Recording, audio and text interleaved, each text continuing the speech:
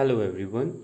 So today in this video I will be explaining the working principle of NY-D01 circuit, which is basically a simple controller circuit for any spot welder machine, and we are going to see how we can connect this circuit with the rest of the components required to make a spot welder machine. Previously, I have already made a detailed video on how to make a spot welder machine like this one, but if you haven't seen the video, I will be sharing its link in the description of this video down there. So first of all, just a quick recap that by turning on the main power of this spot welder, you can see we have only two display over here, which controls the duty cycle and the overall power of the spot welder, right? We have two potentiometer over here for controlling these two parameters, and we have a trigger cable which goes directly into this handle, and there is a switch over here that when we press this probe over here, so you can see that the main transformer gets activated for this small duration, and that small duration is actually set over here, right? So now we are going to see the disassembly of this spot welder machine, and then I'm going to show you how I have connected all the components together with the NY-D01. So let's the disassembly process begin.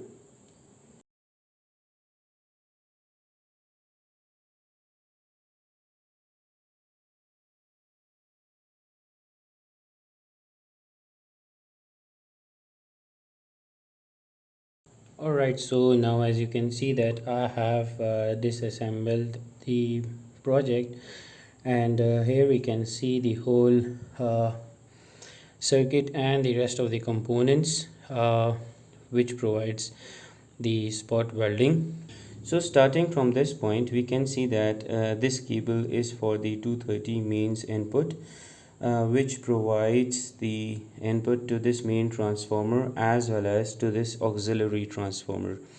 I will be talking about this auxiliary transformer in a short time.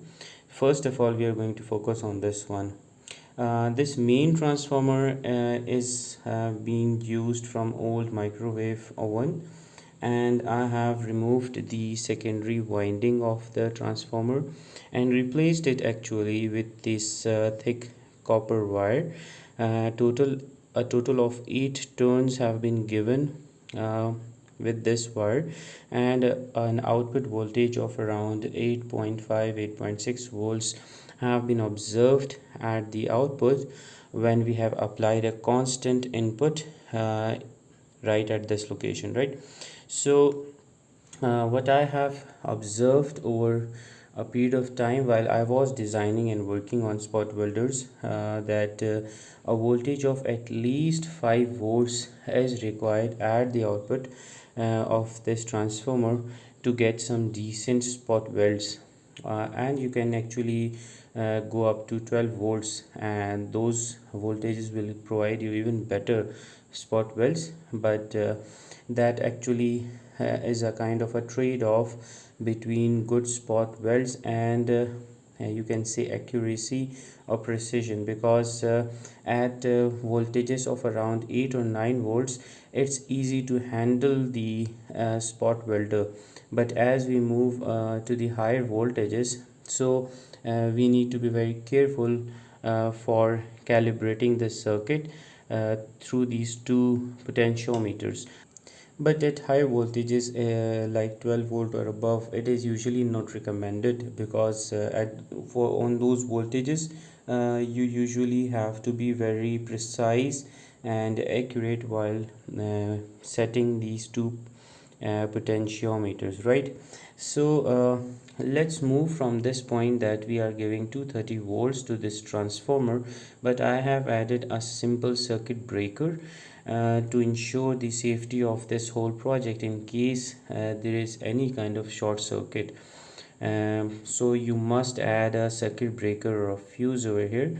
I'll still prefer a circuit breaker because it's easy to just reset the whole circuit in case there is some fault, and then you later find the fault and resolve it. So instead of replacing the fuse again and again, it's better to have a simple circuit breaker, right? Talking about this auxiliary transformer, this transformer is basically required for two purposes, right? The first one is obvious, that we need to activate and turn on this controller board, and the second reason is also known as by the name of Schmidt trigger. If you have already read about it, so it will be easy for you to understand, but I will just give a light introduction on the Schmidt trigger.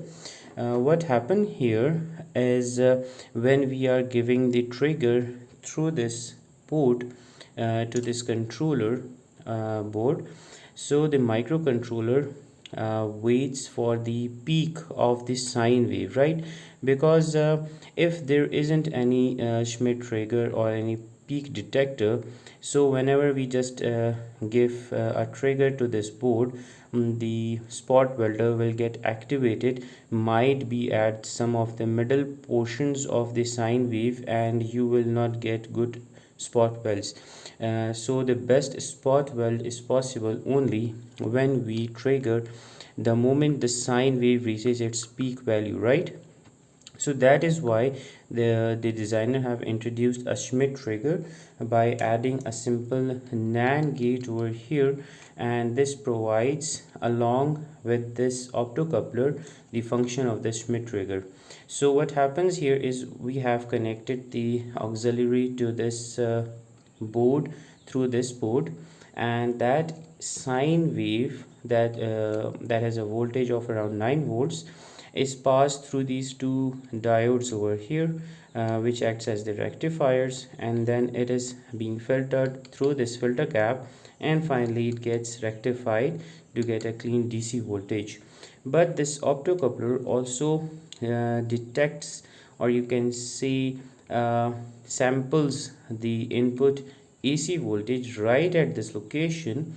But depending on the sine wave location, what it does, this optocoupler, it provides those samples to this NAND gate, and with the help of this main microcontroller, this microcontroller can as easily, you can say, detect the peak of the sine wave, and only at those peaks this controller activates this transformer whenever we are pressing or you can say touching these two probes through some kind of a trigger, right? So this was the main working principle of how this Schmidt trigger and this controller works. Now what we are going to do is quickly see how this whole circuit is connected. As I said, there is a 230 volts over here that goes to this transformer through this circuit breaker, and the input of this transformer is connected right at these points over here, because these 2 points are actually connected to this BTA100 transistor, which is switched on only when this microcontroller detects the peak, and it asks this transistor to turn on this transformer through this driver right here. So this driver is actually gets signal from this microcontroller, and the driver activates this transformer this transistor, and in similar fashion this transistor activates this transformer. So there is a kind of a series activation process. You can see here that how a single trigger activates this whole transformer. There is no just direct connection like we do in simple transistor circuits, but the microcontroller have to search for the peak of the sine wave to get the maximum current at that specific moment from that 230 volts, and provide us the best spot weld for our desired projects.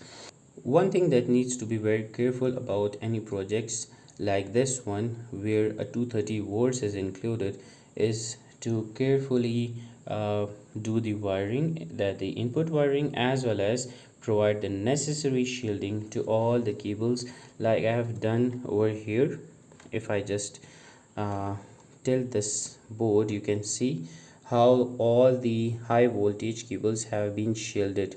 So there is not a single but double shieldings over here to ensure that there isn't any kind of short circuit between the main 230 volts.